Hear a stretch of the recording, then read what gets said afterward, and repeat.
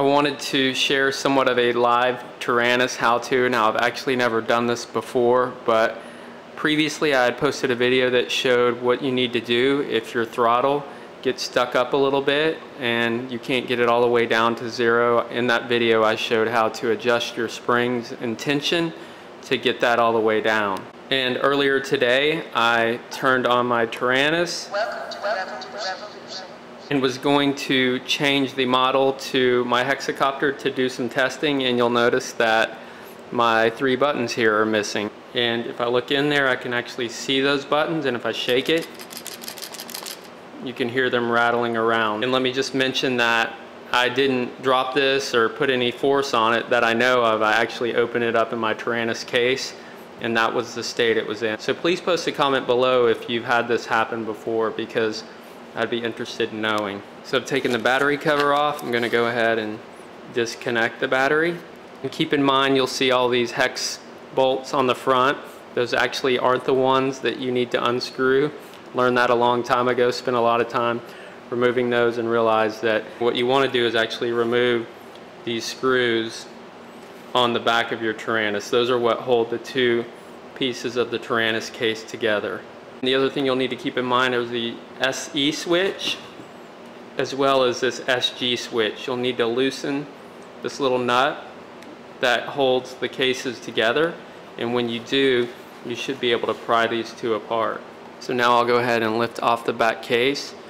I'll hold these little knobs on the side just so they don't fall out of place. So this is the front of the Taranis. This is the actual board where the buttons lie underneath here.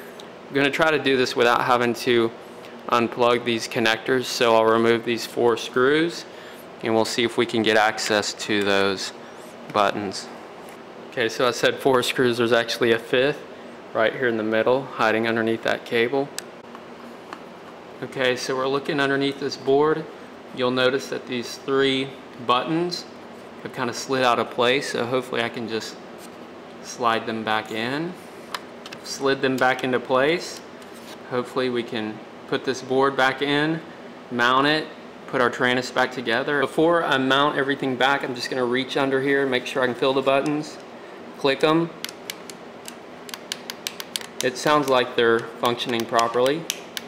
Okay, we're ready to close this back up. Let me just make a point that whenever you open up your Taranis, make sure that you take note of the orientation of these slider knobs on the side as well as your switches. You definitely don't want to get those reversed. So I'll hold those knobs as I flip this over, get everything lined up.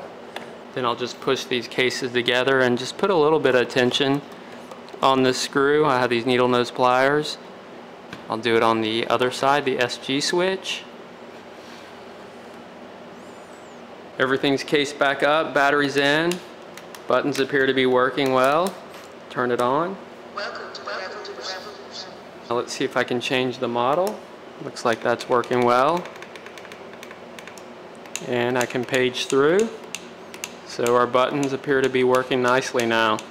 So just wanted to share that rather uneventful update, but thought it would be useful in case you guys have run into the same issue. And while the Taranis has been an amazing transmitter over the past couple of years for me, I have had a few just mechanical issues, as I mentioned, with that throttle control as well as these left-hand buttons. But the good news is it's relatively easy to disassemble and fix issues like that.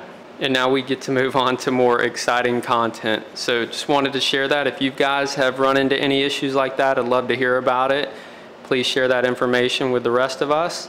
And until next time, thanks for watching.